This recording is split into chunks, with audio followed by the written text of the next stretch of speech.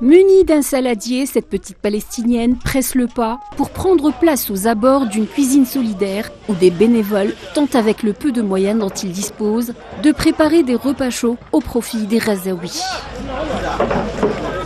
Mais au bout de 60 jours de blocus, les réserves sont faibles, voire même inexistantes. C'est donc un miracle que des associations caritatives arrivent encore à offrir des repas chauds aux familles affectées par la faim, même si les plats cuisinés ne sont pas variés et se résument, dans le meilleur des cas, à des lentilles, des pâtes ou à du riz.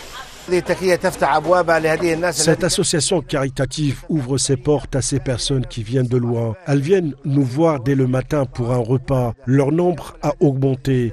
Avant la fermeture du poste frontière, on leur fournissait des repas composés de riz, de viande et de poulet. Mais aujourd'hui, nos plats se limitent à des pâtes, des lentilles et du riz.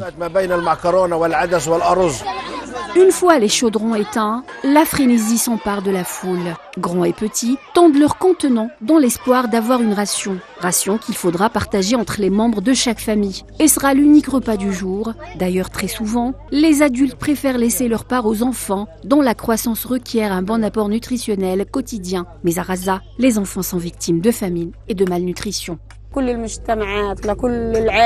Dans toutes les sociétés du monde, l'alimentation des enfants doit être variée et riche en vitamines.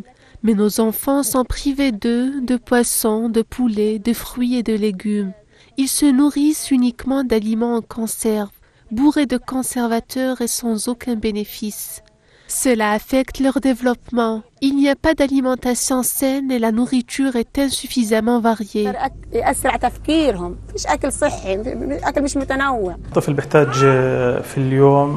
Un enfant a besoin de 1 à 2 grammes de protéines par kilo par jour, dont 100 calories par jour. On trouve ces éléments dans les œufs, la viande et le poisson. Mais malheureusement, ces aliments ne sont pas disponibles en raison de la fermeture des points de passage depuis plus de 2 mois.